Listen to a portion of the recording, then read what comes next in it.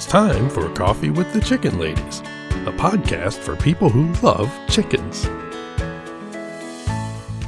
Hey everybody, and welcome. It's Chrisie&Holly from Coffee with the Chicken Ladies. We're here, and this is episode number 278 of our podcast, where we talk about everything chicken, family, fun, and more chickens. More chickens. We drink a ton of coffee. I'm talking a ton. But most importantly, we hug poultry every day. And we kiss them too, don't forget. We brew coffee from a little coffee roaster in Houston, Texas. Bright and early coffee. Holly Ann, what kind of coffee are we brewing today? Breakfast blend, because it's bright and early. In the afternoon. Now, if you're not drinking breakfast blend in the afternoon, you're missing out. It's great. So where should everybody go to get this? brighthandearlycoffee.com. Use the code CWTCL15 for 15% off a bagged coffee. And if you need K-Cups, go over to Amazon. Follow them on social media. Are you ready to sip some of this delicious breakfast blend in the afternoon and chat? I am. But first, a word from our sponsors. We have some exciting news to share from our sponsor, Grubbly Farms. They're here, new and improved, Grubbly's World Harvest. I'm a longtime subscriber, and my flock love the healthy, nutritious treats, plus orders $40 and more ship free. If you haven't heard, Grubbly's has a fantastic layer pellet and crumble feed. It's packed with plant and insect protein, perfect for those picky chickens and ducks. Grubbly Farms makes food and treats for healthy pets and planet. To support us and Grubbly Farms, use the link grubbly.co/coffee. Try it today. Sorry, I was sipping some of this delicious breakfast blend in the afternoon. No explanation needed. I was like, wait, I got to get to the mic. Okay, so I'm going to start right off with the Neutrino road trip. Tons of fun. So great meeting people. Love it. Now, we're going to be somewhere this weekend. Baser, Kansas. That's right. We can't wait. We're going to be at Baumgar's. We met the people from Baumgar's. They are unbelievable. We can't wait to get to Kansas. We're so excited to meet you guys.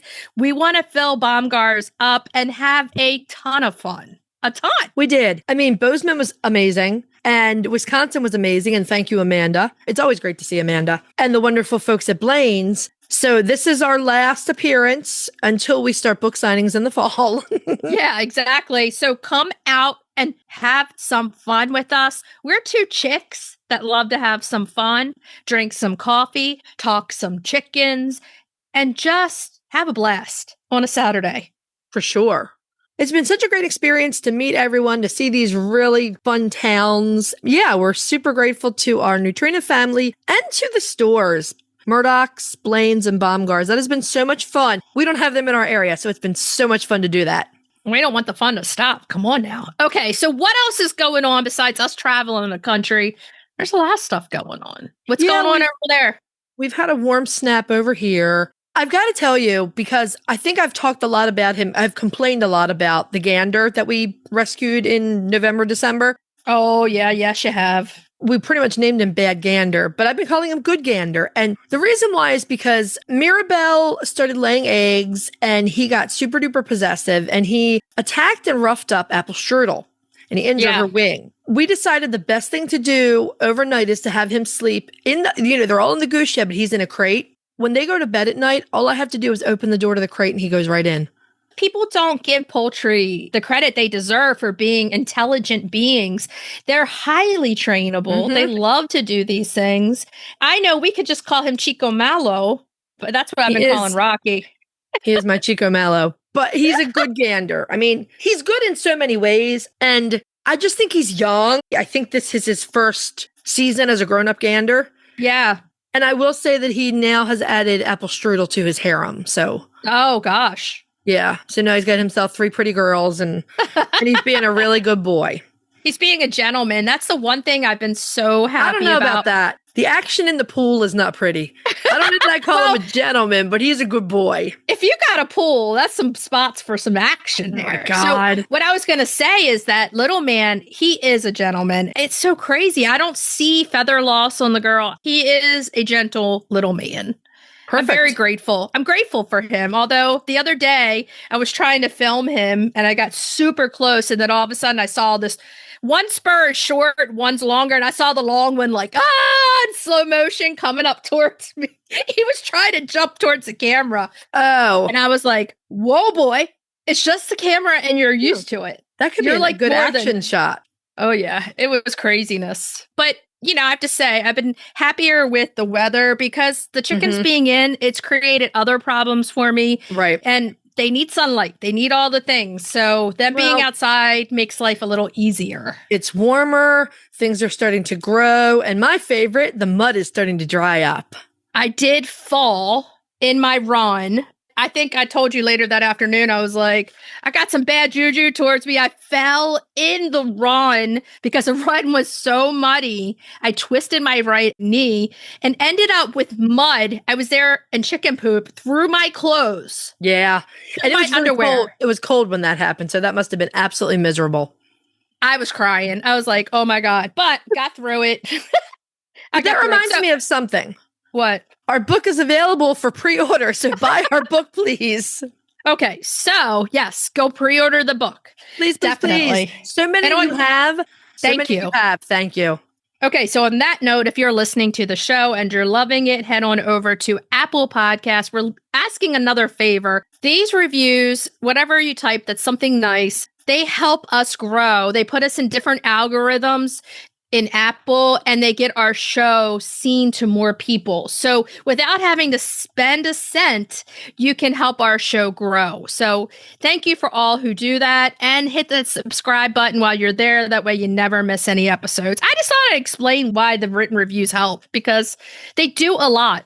If you're looking for other ways to help support the show that don't cost anything, you can tell some chicken, duck, or goose loving friends about us. You can share your favorite episodes on social media. You can become a patron of the show, patreon.com/coffeewithchickenladies. We do have different levels of membership, and a gigantic thank you to our patrons. You guys are awesome. The other thing you can do to help support the show is visit our website and our show notes, use our affiliate links and discount codes, and buy products from our sponsors. Yay! You know what I love when it's 95 degrees outside? Being inside. Well, that too, but I really love cleaning my igloo chicken coop. Yeah, it is so easy to clean. You don't have to break a sweat. And you can use a water hose or pressure washer, so it doubles as a cool down. I also love those run covers. Oh man, the shade is superb. I go into the run to cool off. Yep, my flock's covered during the heat of the day, just chilling. Meanwhile, we're melting on the patio. Seriously, can we get in on this amazing coop design for ourselves? They're out there living the dream. So when it's pushing 100 degrees, the right setup matters. That's why we choose an igloo. Get your girls their own just in time for summer. Search Omelette. That's OMLET. The Breed Spotlight is brought to you by Murray McMurray Hatchery, defining quality for generations. For over a century, Murray McMurray Hatchery has remained a trusted family-owned business, working tirelessly to ensure our poultry meet the highest standards. Whether you are an experienced enthusiast or just embarking on the journey, look to McMurray Hatchery for guaranteed quality, rare, and heritage breeds, low minimums, and all the supplies you need to raise your flock. Request a free catalog today. Wait! I saw something in the sky. It shot real far. It was a comet. Yeah, this week's Breed Spotlight. It was a comet and it was gold. It wasn't Halley's Comet. It was gold. It's time for this week's Breed Spotlight. Yeah. Yeah. You know, when you see a comet in the sky, it doesn't like move real fast. Mine does. Mine does. Yours is like a shooting star, like a meteorite. A golden meteorite. That's what you have. I think the last time we did the Golden Comet, I think I had you laughing for like... I'm sure you did. Remember, I did that thing about Halley's Comet. I can't remember what I did. There's so many of them. I can't keep track. There are a couple that I remember, but generally they just meld into one big silliness in my brain. But the thing is, no one can see what's going on because I was dancing. They can't. They miss something special when you do these songs. I'm the only one privileged enough to see what happens. You gotta feel it from within. Gotta feel it. You gotta feel it. Okay, the Golden Comet. The Golden Comet is a relatively common hybrid layer type of chicken. A hybrid meaning a specific mix of chickens that will not breed true in successive generations. In order to get a hybrid, you must hatch it from specific parent stock. So in the case of the Golden Comet, the parents are always a white Plymouth Rock hen and a New Hampshire rooster. The resulting offspring is the Golden Comet, and it is known for its excellent egg-laying ability and really sweet and friendly nature. I really think they're right up there with friendliness to the Orpingtons. That's one of the main things they're known for is how friendly they are. Right, and cuddly. Mm-hmm. Now, sometimes you'll see a web page or some other publication saying that Golden Comets and Cinnamon Queens are the same bird. In reality, Golden Comets are a very early form, perhaps the earliest form, of a group of hybrid-type hens known as red sex-links. Exactly. The group also includes Isa Browns, the Cinnamon Queen, the Golden Buff, the Red Star, the Gold Sex-link, etc. Now, sex-link means the bird's color is genetically linked to his or her sex because the parent stock were two different breeds. Autosexing, which you also hear us talk about, in contrast, is only used for birds where the parents are the same breed. In other words, heritage or standard breeds. I think that's one reason why this chicken is so popular is because of that factor, because a lot of people, first of all, they're highly accessible in farm supply stores everywhere. Right. I feel like the Golden Comet you can get at every single farm supply store at some point in time. The Golden Comet are also another one of the red sex links. Absolutely. Exactly. And there are a lot of people who deal with HOAs, with town legislation that ban them from having roosters. Right. So they don't want to take a chance. There's no chance to take here. That's another reason why I find that they're so popular. And autosexing, there are some autosexing heritage breeds. Some of them are more difficult to get your hands on than others. Bielefelders are one. Crescent Cream Leg Bars are another. Bars. Yeah. There are options out there for people who absolutely can't have roosters. And if you don't want to have to go through the rehoming process and finding a good home for a rooster, these hens are the way to go, for sure. Listen to this whole spotlight before you choose them. Well, not these hens in general. I mean the sex link kind of, the autosexing. Sexually dimorphic birds in general. We're saying the SEX word a lot in here. I hope we don't get banned. By who? I have the buzzer over here. I'm not sure. We are in control of our own buzzer. Okay. That's what she said. Yes, she did. Now, like we were saying, this is probably one of the very earliest hybrid laying hens. And the story of the Golden Comet begins in the early 1900s in Walpole, New Hampshire. There was a produce farmer named Ira Hubbard. That sounds like a farmer's name, right? Ira Hubbard? Mother Hubbard. Old Mother Hubbard. She lived in a shoe. She was there somewhere because there were 3 sons, so he wasn't getting them without her. They were living in a shoe somewhere. Okay. Ira Hubbard had 3 sons, Oliver, Austin, and Leslie, who all attended the University of New Hampshire. In 1914, the Hubbard family started breeding poultry and selling chicks and hatching eggs to families and farms. Oliver, who was one of the sons, was encouraged by his professor, Red Richardson, to try genetic selection in his breeding program. Now, if I had a rooster, a red one, I would name him Red Richardson. That's kind of a good rooster name. That's a very good name, man. I would say so. Initially, the Hubbards were working towards breeding for disease resistance, which was, so important as chicken farms became larger. And as they were working towards this, the family's reputation for top quality chicks and eggs began to grow. So in 1921, they took the step of becoming a business, and Hubbard Breeders was founded. The company is known for developing 2 chickens. The first is the heritage breed New Hampshire chicken. Yep. And we spot that light back in episodes 36 and 151. They have a neat story. And the second bird is the hybrid Golden Comet. The New Hampshire was intended to be a dual-purpose bird, while the Comet was intended to be an extremely efficient and prolific layer. And both of these birds met their end goal. That's why they're still around. That's why they're still here. The Hubbard Company has gone through many iterations over time, and in 2003, they switched over to breeding broilers only. At some point over the years, Hubbard either stopped breeding the Golden Comets or sold the rights to someone else, or maybe they never trademarked the name or something like that. Because several of the commercial hatcheries sell chicks that they call Golden Comets. So I don't think the name, if it was ever trademarked, I don't think it is anymore. They still have to be around the same type of chicken, though. You know what I mean? It's still a red sex link. Right. Right.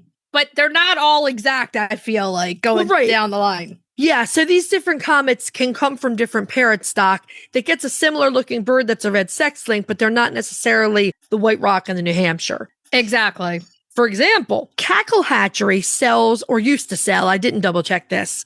They used to sell Golden Comets that are the result of crossing a cherry Ager rooster and a Rhode Island white hen. And then I had to go look up what a cherry Ager is. And a cherry Ager is supposed to be a Rhode Island wren rooster with a New Hampshire hen.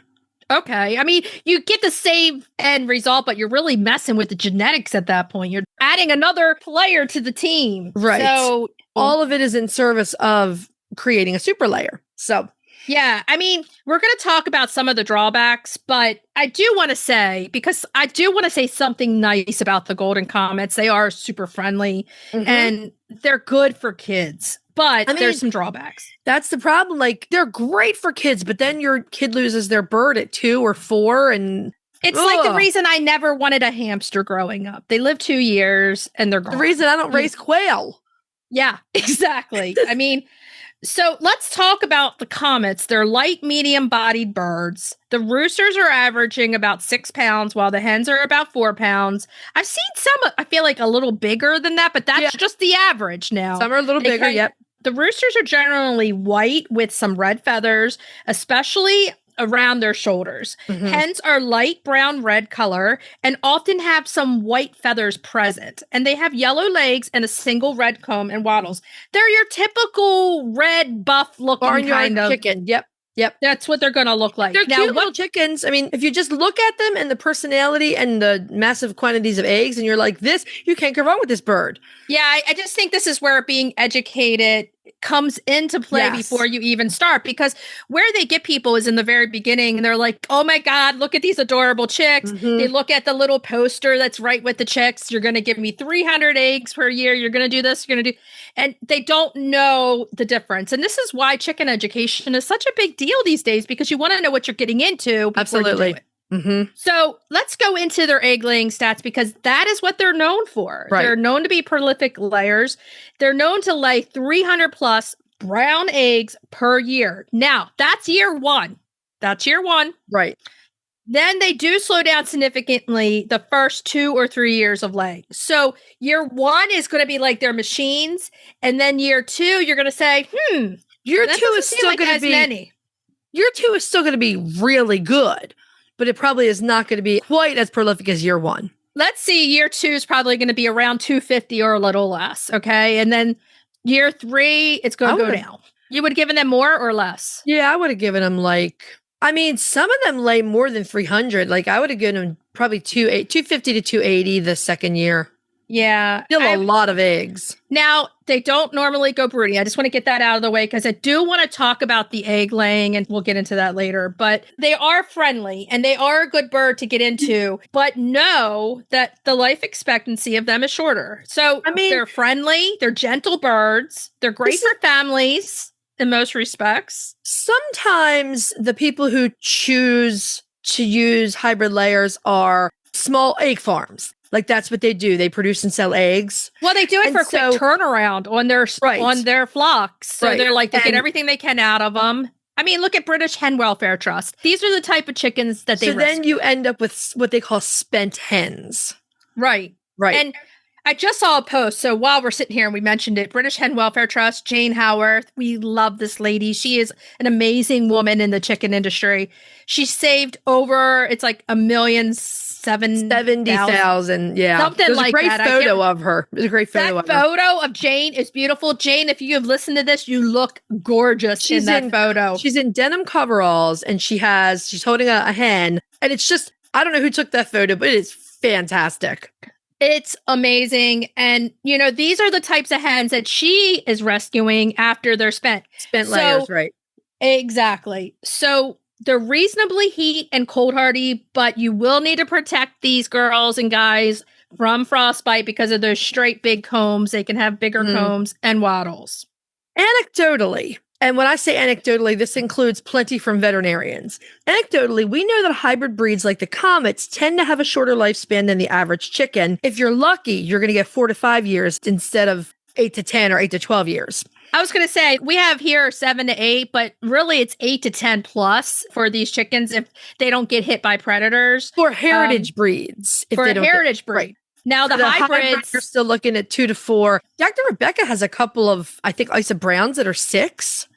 Well, we're talking about Dr. Rebecca. They got the best health care known to man because they're her chickens. So, and she says herself she must have just hit the good genetics lottery with them. Now, they're also subject to a number of reproductive problems we've talked about before, such as tumors, peritonitis, and prolapse that come along with being prolific production layers. So, right. Their reproductive system is stretched to the limit. Keep that in mind. That egg a day, that body is working to create that egg a day. And here's the thing we're going to say. We strongly recommend that you never light a coop with a hybrid chicken. Right. With any chicken, but especially a hybrid. That just goes along with best practices if you're trying to keep your hybrids healthy. The other thing that's very important for them is top quality feed and nutrition. Their bodies need it. Because they use so much. I mean, you got to have that oyster shell out. You got to have all the calcium that they need. Higher protein food, vitamins and minerals. You really need to keep them at the peak of health if you're going to avoid a lot of these problems. If you want your hens to make it to 4 and 5, these things are a must. You have to. I mean, generally, we see a lot on social media, people talking about their hens getting reproductive cancer. We see it everywhere. And that's an overworked reproductive system along with genetics. So we've all had chickens with reproductive problems, cancer, all those things. But the hybrid breeds, generally, that's what gets them. That overworked reproductive system. Right. I mean, Dr. Rebecca has told us repeatedly that she sees reproductive cancer across the board, whether it's all breeds of chickens, ducks, but in the hybrids, you tend to see it sooner and maybe worse. Yeah. And if you're not giving them a break during the winter, it puts even more stress on their body. Give them that break. Let their bodies relax. And you may get another year or 2 out of them. You may see that your friendly, really lovable chicken that's become your pet will last a little bit longer. I mean, all in all, they're friendly chickens that give you a lot of eggs, but you have to take a lot of care of them. That helps that reproductive system just run the keep best. in mind that they were created for commercial production, not as a backyard chicken. They were not intended to replace the heritage breed backyard chicken. They were intended to produce large amounts of food for large amounts of people post-war. In a short amount of time. Right. So somehow somebody got one and they said they loved them and then they started. Well, yeah, they bought them from the Hubbards.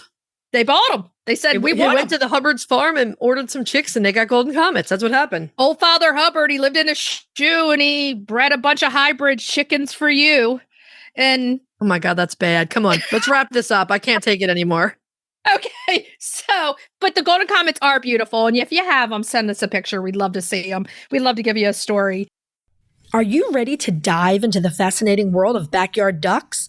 Look no further than Metzer Farms, your premier destination for top quality waterfowl. Whether you're a seasoned breeder or just starting out, Metzer Farms has everything you need to elevate your flock to the next level. And if you're passionate about call ducks, you're in for a treat.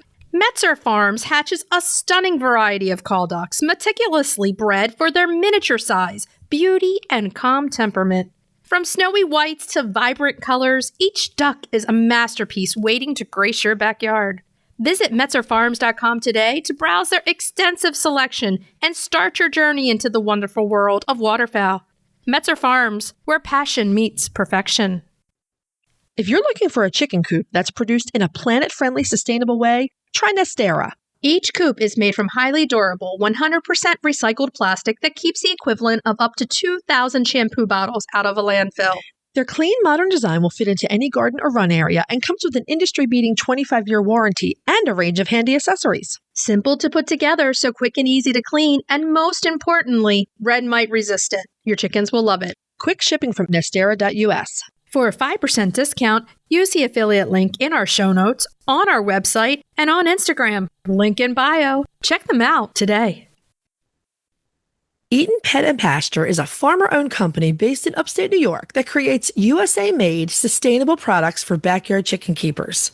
From low-dust hemp bedding and comfy aspen nesting pads to nutritious treats and odor-eliminating products, everything is designed to keep your coop clean, healthy, and smelling egg-tastic. All their products are made right here in the USA with ingredients that are safe for your flock and the planet. So whether you're doing a deep clean or just a quick refresh, Eaton makes it simple to care for your coop the natural way. They're your one-stop shop for coop freshness and flock happiness, made easy. Visit EatonPetAndPasture.com to explore the full line of flock favorites and use the code COFFEE at checkout for a first-time purchase discount. Now, are we ready to move on to main topic? Yeah. Yeah. Yeah. Today we have some really special guests that we are very excited about. We have Dr. Flores and Dr. Bradley joining us from the California Avian Health Education Network. They do a lot of research and education in California. We're going to get into the nitty-gritty of that. Ladies, welcome. We're so happy to have you here with us today. We are so excited that we are able to finally have this collaboration. Our peoples here have been listening to your podcast, find it very helpful, really educational, and we're really glad to actually get to this collaboration. So thank you for inviting us. We are too. We're so happy to finally meet you guys. We have been following you guys on social media all along, and we proudly have your calendars up in our studio. Yes, we use those. They're amazing. I was just telling you the stress balls. I love that. Oh, I think there's a cow pen. I think that I use the cow pen forever. Oh, now, what you can't see, because we're an audio podcast, is that both Dr. Bradley and Dr. Flores have on chicken tees and tops. And so do I, too. We're all matching today. We're all matching I have on a dog t-shirt. I'm the odd woman out. Oh, Leanne. Come on now. Okay, so basically, I just want to kind of get into it, and I want you guys to introduce yourselves and tell us all about you, because you do such an important work out there, and I don't think enough people are aware of what you ladies are doing, and it's so, so, so important. So hi, I'm Dr. Flores. I'm one of the youngest and one of the newest in CAHEN, so I help out a lot with biosecurity auditing. So either small producers or large producers, I'm there just trying to give them as much tips as possible for any disease prevention. That's amazing work. That's amazing. Both of you are doing really frontline work.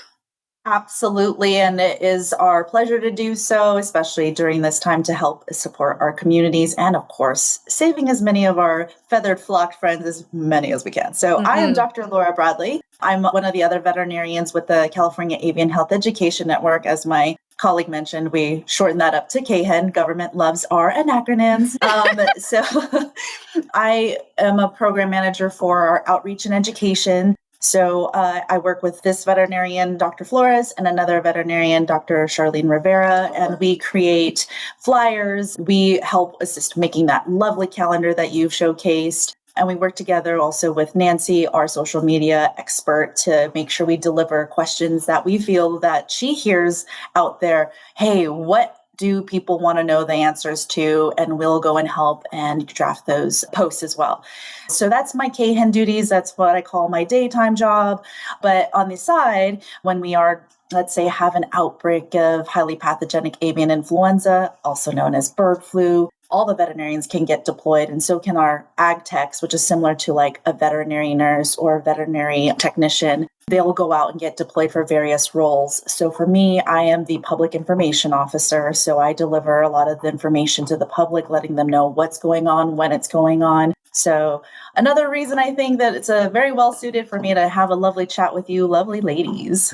Oh, yeah. Thank you. We're so happy that you're here. It's so funny because I even broke it down. I just call you ladies SoCal, and Holly knows exactly what I'm talking about. I do. I'm like, wait, we need the ladies from SoCal. And she's like, that's not their thing. I was like, that's how I know them.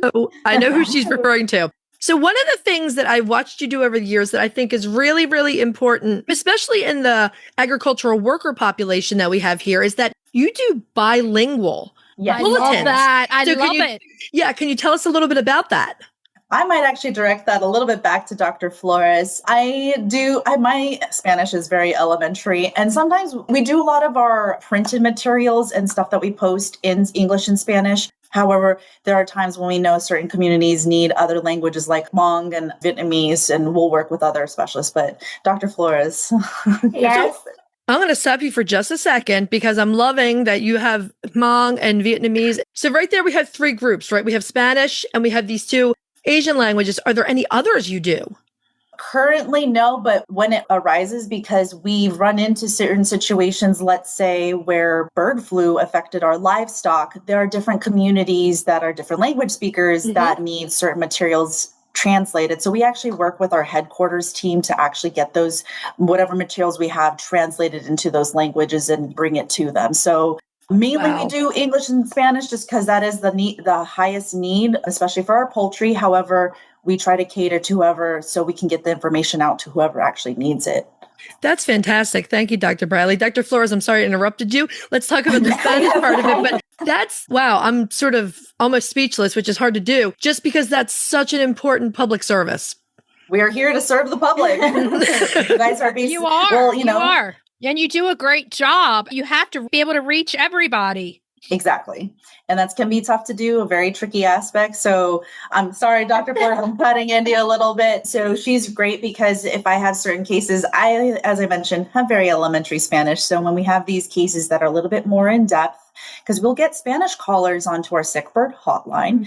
So she'll be able to do a lot of the communication and direction, and she'll help go out into the field as well to like communicate what we're doing, how we're doing it. And when she does her biosecurity audits, she's like the main person to do this. So it's myself and our other coworker, Dr. Rivera. We do the translations for all our flyers. But here in SoCal, we have just a huge population of Hispanic speakers.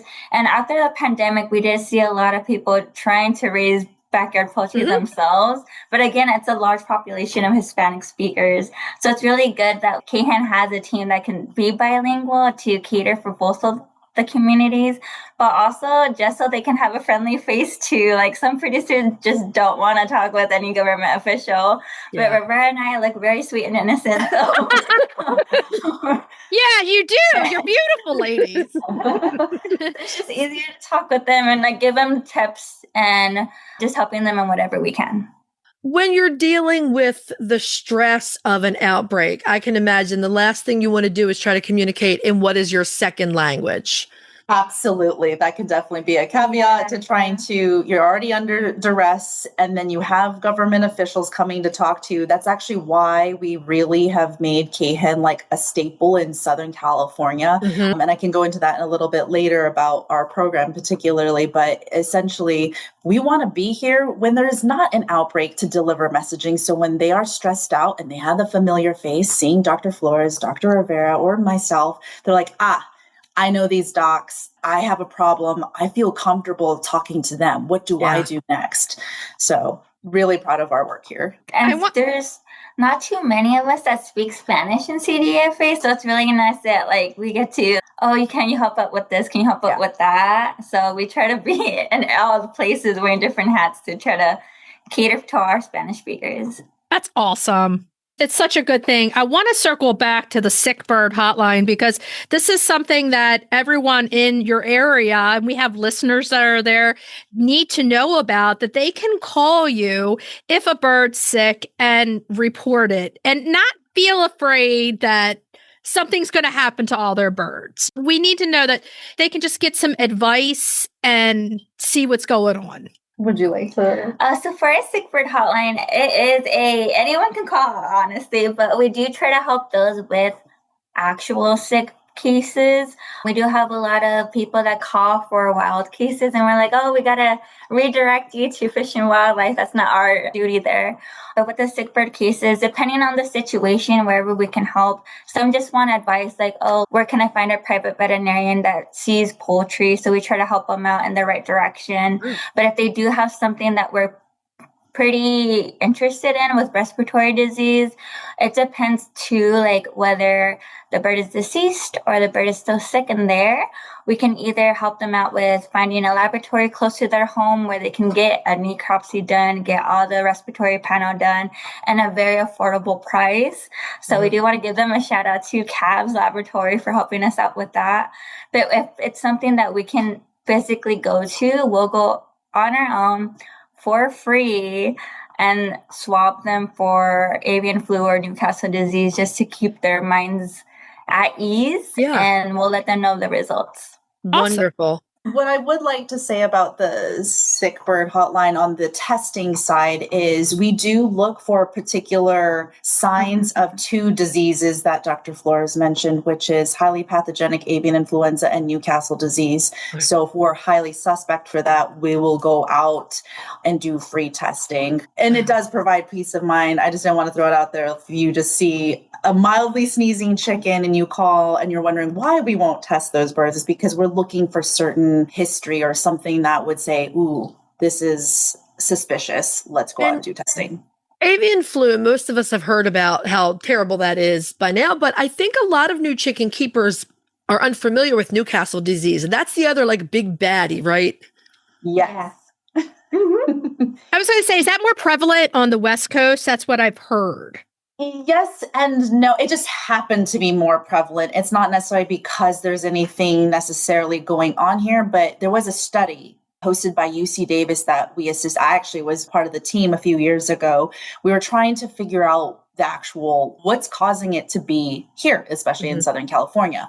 We've had 3 outbreaks. The first one was in the 1970s, then following in early 2000, I think it was 2002, 2004, and then 2018 to 2020. And as a little side note, it is actually why our program was developed. It was because of that outbreak. Okay. So we went and did swabbing of the red-crowned green parrots because we thought that that might be a source for it. So we don't have an official answer. So Okay. about that in particular. What are some of the symptoms that birds with Newcastle will start to show? All respiratory diseases for avian, unfortunately, look pretty much the same, but for Newcastle specifically, they will decease quite quickly. It spreads pretty quickly through the flock, so you'll see birds pass pretty much that day or in a couple of days, which is very sad. You'll see respiratory signs like gasping for air. Birds, they don't sweat, so they have to fluff up their feathers to get some air ventilation going on. They'll disappear from their flock because they don't feel good. They don't want to eat. They don't want to drink. They'll get these gnarly discoloration on their combs and sometimes their feet too. So there are like certain things you can nitpick, but again, it's just the rapid death that really suspects us. Yes. Okay. Some of those things sound a lot like avian flu also. I mean, Unfortunately, yes. It is actually, in fact, difficult to differentiate the two without testing. So when Dr. Flores had mentioned that we'll go out and do swabbing for those two, we do them in tandem because we can't tell them apart. are they spread the same way through droplets of bodily fluids and things like that? Yes, and I want to throw in the no part because with avian influenza, the most prominent spreader is going to be our wild birds because they can actually, what we call our reservoir host, they can have the infection but not be clinically or see signs of illness. However, with Newcastle disease, as you mentioned, it's like a direct contact.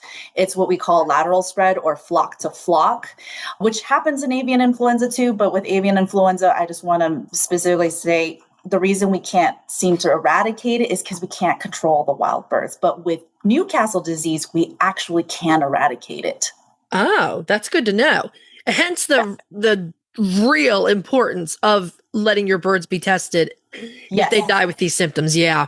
Yeah. Okay. Yeah, because that's what happened in the 2018-2020 outbreak because people were so nervous. Fair, of course. Like if I had my beloved flock, the last thing I want to think about is them being, sacrificed, even if it was to save my neighbors because they're my babies. So the importance of that is because you don't want your neighbors to lose their babies too. So it is a sacrifice and we understand that. So we try to take care and trying to get the outreach now so you guys know what are ways that I could really prevent it from even entering my flock.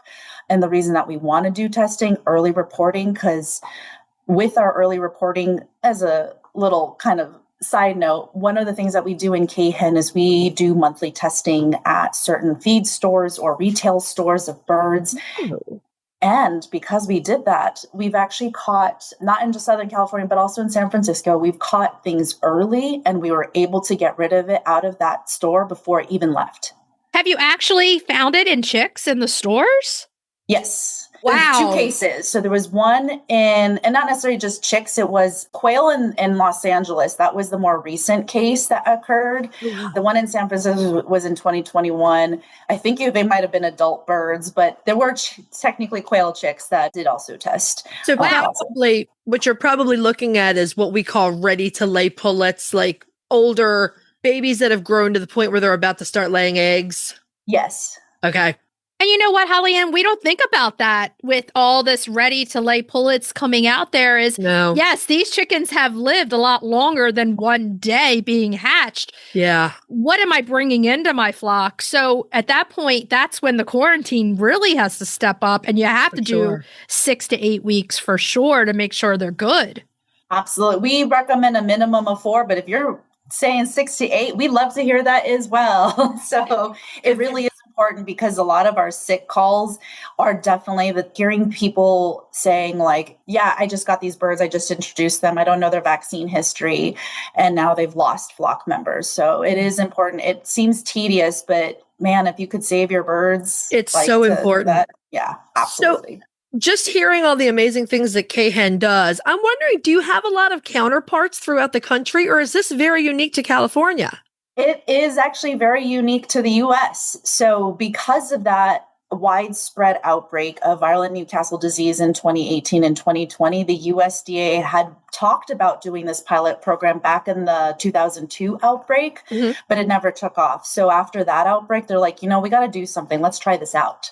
So this was actually a pilot program that ended up being so successful that they are keeping it permanent for now. And they are talking about wanting to have something like this throughout the US. Is this something like an extension program or is this different? Yes. Because are you with a university? Oh, I'm sorry, not extension. We're a cooperative program. Okay. So it's kind of on the same lines, but you're not with the university. So not work with the university, but USDA funded. So we work very closely with them to get the funding. So we have to write out these extensive once a year financial reports and say what we're doing to also, it is taxpayer dollars. So we're conscientious of that and we cut where we can, but not at the expense of actually doing our work. So we try to be as responsible as possible. That's why we're actually moving from more paper goods to like QR codes wherever we can so we can still deliver what we need to help our communities. I think everybody needs to go out and follow you on social media because that alone, you have a global outreach at that point and you can get your education out there and all your posts are bilingual, which is amazing. I'll say it again. I say amazing a lot because things are, but you guys are doing such great work. I can't say it enough. The fact just meeting you and I can feel the care that you have for these birds. So I just love it. Thank you. And as Nancy, our social media person, had mentioned earlier, is that we are actually not allowed to own our own birds for the safety of our own birds and to make sure we don't carry diseases from our flock to anyone else's.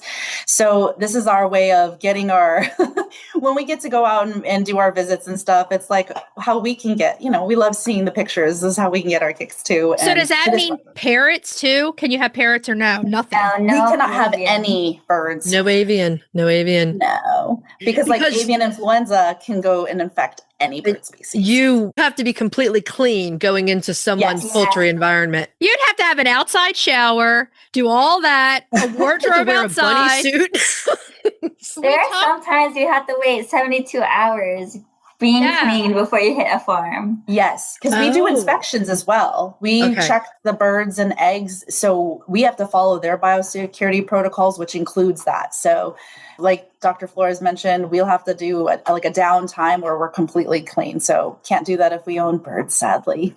So much goes into this. It's really, and it's such frankly, it's a crucial service. I don't know how we've gotten this far with only your office doing this because here on the East Coast, I know we could use something like that badly. Thank you. We really appreciate that. Now, my other question is, how did you get into this? Okay, so you became veterinarians, but what drew you to being a veterinarian to educate? Because that is different than doing small animal or Private something else. Like, practice. Yeah. exactly. Would you like to start, Dr. Flores? Well, so for me, I think I was one of the oddballs in my class. I always liked poultry. I got introduced to it pretty early, so I already knew it was one of the pathways I can do as a graduate. But luckily enough, in one of my rotations, I was at a veterinary conference for poultry medicine, and that's where my boss has found me, and I did a quick interview there, and we kept in touch. So after graduation, she was like, hey, there's a spot open if you want it. So I was like, yeah. That's perfect. Dr. Bradley? I went the traditional route. I went into school wanting to be a small animal, so dog and cat surgeon. And it took me going through vet school and doing your externships. You experience so many things. I thought I wanted to be a zoo vet, and it just changed from back and forth. And then when I came out, I was just a regular cat and dog doc. And before that, I did about 13 years as like one of those veterinary technicians. So I had a lot of experience in it, and I did it for probably only about a year and a half. And I'm like, I want to change my pace. And I actually had a roommate of mine who was working for CDFA, and she's like, hey, there's this great program. It's opened up. I know you like birds, because when I was doing small animal, I was also like the exotic doctor on site. I would see anything that came in through the door. And I'm like, you know what? That would be such a great opportunity to like work with something I haven't done for the last like over a decade. So I got into it. And part of my problem, I'll admit, that when I was in small animal practices, my boss at the time would get a little grumpy because I like to talk too much to the owners about education and helping them out with that. So I'm like, this is perfect for me. I can talk everyone's ear off about all the things I want them to know. Yeah, I was a vet tech. Everybody knows I say it all the time, but for 15 years, and I did education. That was my thing. The love of talk, right? So once you're a nurse, it's hard not to be hands-on all the time. And I always felt like once I was the nurse, it was like the doctor, I love that. But the nurses are the ones in the trenches doing it all too. And I can see how you want to get in there and educate for sure. I mean, 100%, because I was so used to it being the tech, going over discharges, going over in depth about questions to save the doctor's time. And then I couldn't really do that anymore because at the vet, you're hopping, you're trying to get through the next case. But now... As soon as you said it, I could relate because I was a talker, so they would send me in for half an hour so that everybody else could be freed up, right? And once you do that, you're like, I want to keep doing this. This is great. Yeah, love it. Every day is such a blessing. I know it might sound cheesy, but I really love what we do here, and to see the impact and to see owners who might have been in, Dr. Flores had mentioned, they call us in distress. You go out to the farm, you're the friendly face, you get results that's, not bird flu, or you talk them through what they could do with their biosecurity. And then they sometimes will call back and just be like, thanks for just being a live person on the other line. Sometimes when you call government agencies, it can get backed up. So if you have to leave a voicemail, please leave a voicemail. We'll get back to you and be there for you. Because essentially I'm helping my neighbors. I'm helping my communities, friends, family. So if it's getting back... Okay. Oh, sorry. There's always the vet on call on weekends. So yes. And holidays. Yeah. That's above and beyond. I was going to say, if it's getting backed up, that is a clear sign that we need more funding and more people in your direction. So does that set you up? Are you able to legally give veterinary advice then when people call, since you're a licensed veterinarian? I hate to keep doing this. Yes and no. So we can offer the advice, but we are limited too. So we cannot offer treatments like a typical, we don't do vaccines. So we'll get some callers who may say, hey, I need some treatments for a broken leg or something, but that's where Dr. Flores said, hey, we need to direct you to a regular poultry vet. We can only respond to like those two main diseases, but we have poultry background. So we can say, you know what? It sounds like you have a molting bird. It sounds like egg-bound bird, but we'll say always, if it's not better within a certain amount of time, go to your vet. Yes. Do you find that the folks who come to you are pretty receptive about taking their birds to a vet? It's a hit and miss. Yeah. They don't, the cost in a private veterinarian is pretty hard for some of them. So only if they're like really willing to, they will do it. Okay. I heard that. I could see that hesitation. I'm Right? like, at one day, someday, we're going to get to where there is no hesitation. And yes, everyone's able to get their birds the help that they need and the medicines that they need. And wow, I have loved chatting with you guys and getting to know all about what you do. And we look forward to have you back on to talk about some really nice, awesome stuff for backyard keepers, for sure. Our pleasure. Thank you so much again for inviting us today. Thank you so much. Thank you. We'll talk to you soon. Bye. If your flock could talk, they would thank you for shopping at Eaton Pet and Pasture, your one-stop shop for coop freshness and flock happiness made easy.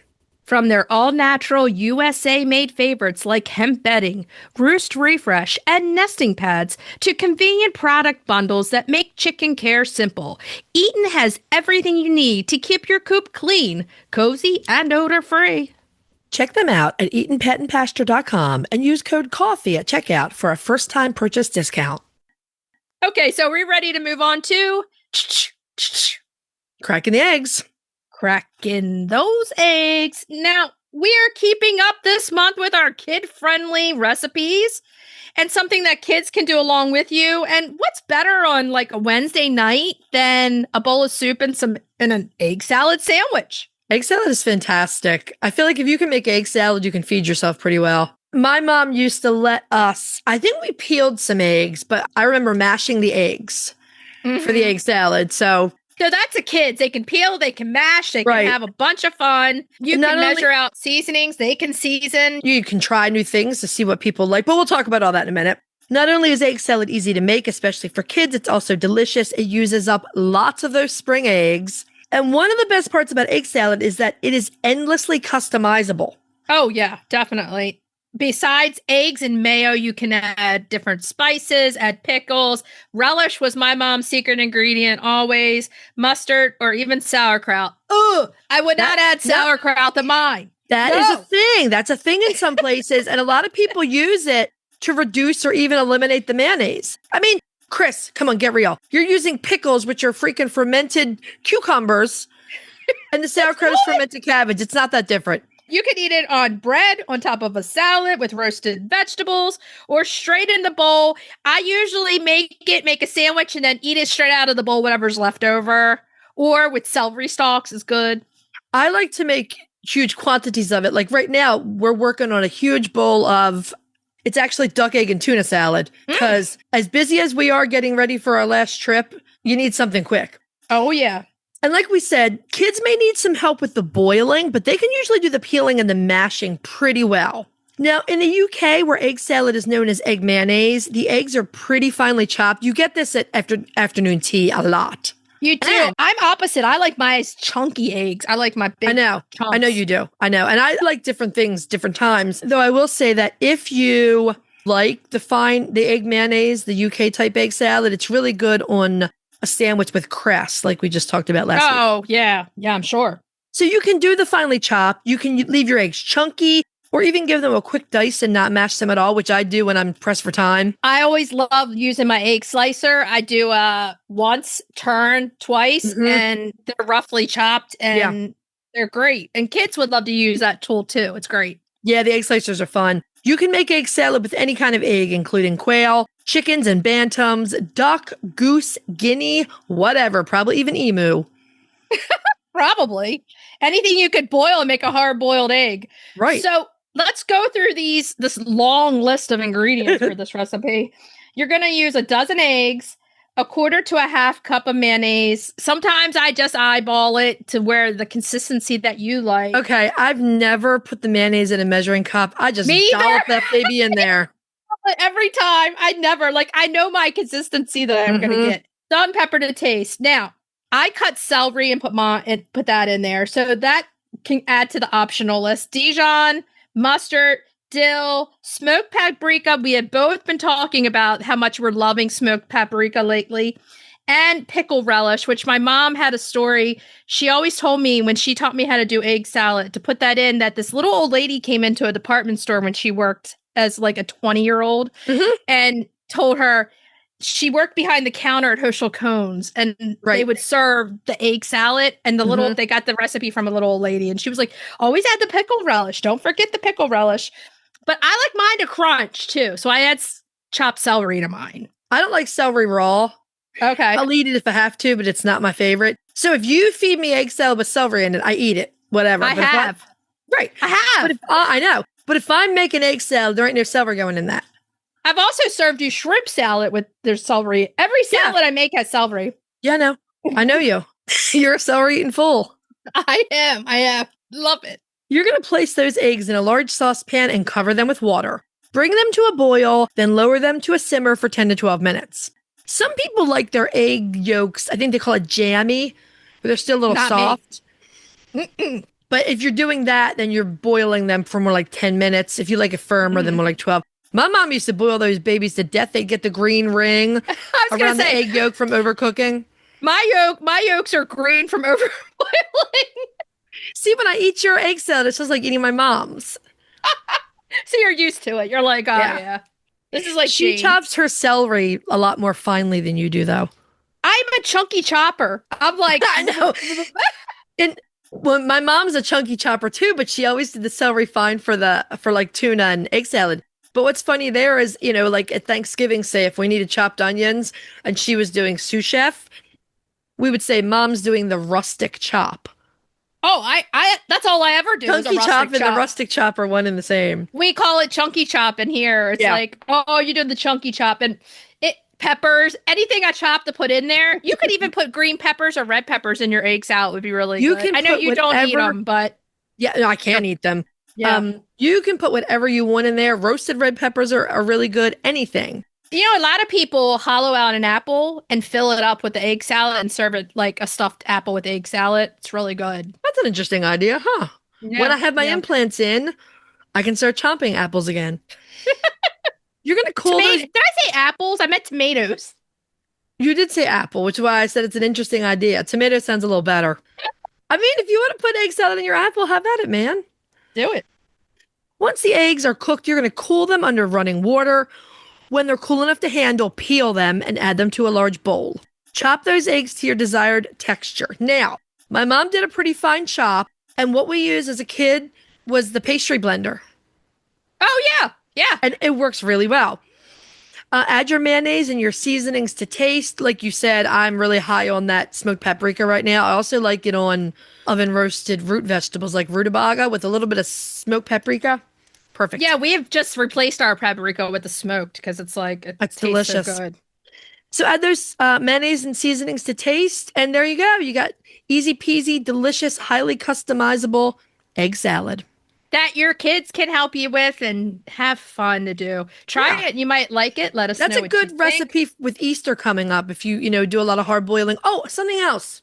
It's good for brunch too. It's very good for brunch. I recently learned that peeling hard-boiled duck eggs is 1,000 times easier than chicken eggs because the shell and the membrane stick together. So if you roll it around so the whole thing is crackled, it just peels right off. Oh, that's awesome. Hence the duck egg salad in my fridge. Okay, so let's move on to retail therapy. Retail therapy. Yeah. This week's retail therapy, we are talking poultry phone cases. Yeah. The photos you sent me were adorable, and I saw ducks and geese as well as chicken phone covers, cases. Oh, yeah. That was somebody on Instagram that was selling them, and they were adorable. Now, you can go anywhere now. Before, it was harder to get like specialty phone cases, but now you can go anywhere. I would suggest checking out Etsy because they're going to be more of a little bit more whimsical, primitive kind of prints.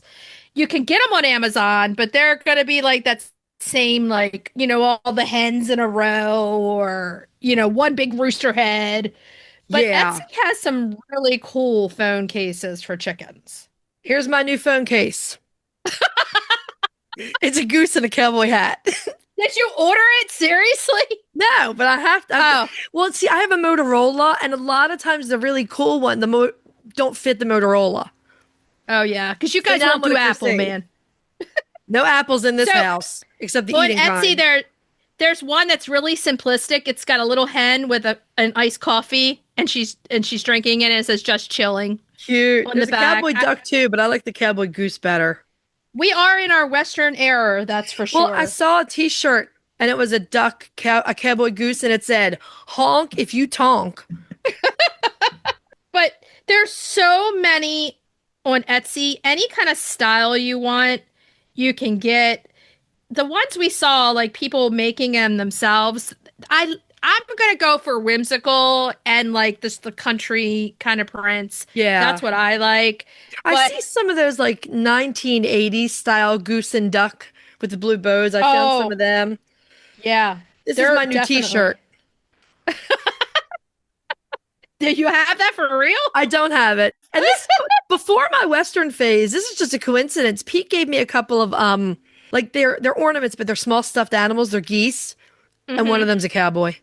So there's definitely some more of the whimsical chicken ones on here, like chickens with a background of ditzy flowers and things like that.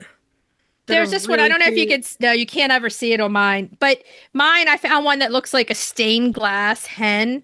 Ooh. And the case is really cool looking, but that's $33. But hey, if you're going to use something that's attached to your hand like 23 hours out of the day, $33 for a case isn't that bad, really. No, it is not bad. That's going on Etsy and looking. Now, there's a bunch of other websites that you can go. If you just Google poultry phone cases or chicken phone cases, you can find them. Take that 5-minute vacation. Oh, that's cool. That's like the one I showed you, kind of. Goose and dandelions, yeah. I mean, there's I don't know why your camera you can show pictures. On my camera, I can't. I hate that. Yeah, yours is shinier. But yeah, sometimes it's good to have the cheaper phone. But, get the phone case that shows off what you love. I feel like that's what we talk about happened mid-century in the 50s. That's why there were so many chicken dishes and we became everything. Dr. Rebecca, because she was showing me a video on a chicken phone case, and I was like, "Do you have chickens?" Well, every time I go in, she'll have she has like her Stanley, and then she'll have a different chicken lid, or she has her watch has a different chicken band, her Apple Watch, and I'm like, you get the cutest stuff. And she's like, I find it everywhere. I'm like, Rebecca, you do. So she's awesome. But yeah, she has a chicken phone case all the time. This is my next one. The cowboy goose is the winner for me. I like them all. I'm like, I like them all. That's big tex. Okay. So should we tell everybody what we're going to be talking about next week? Next week, we are spotlighting a chicken that, believe it or not, is being sold here in one of our local feed stores.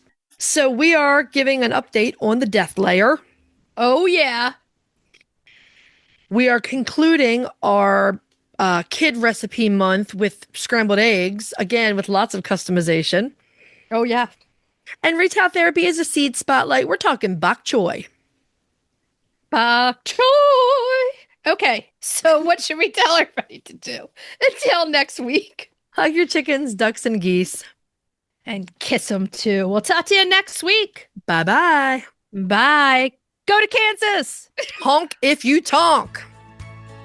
If you'd like to see more of us, please follow us on Instagram at Coffee with the Chicken Ladies. If you'd like to help us grow the podcast, please leave us a written review on Apple Podcasts. If you'd like to become a patron of the show, please visit our Patreon page, patreon.com/coffeewiththechickenladies. Thanks for listening.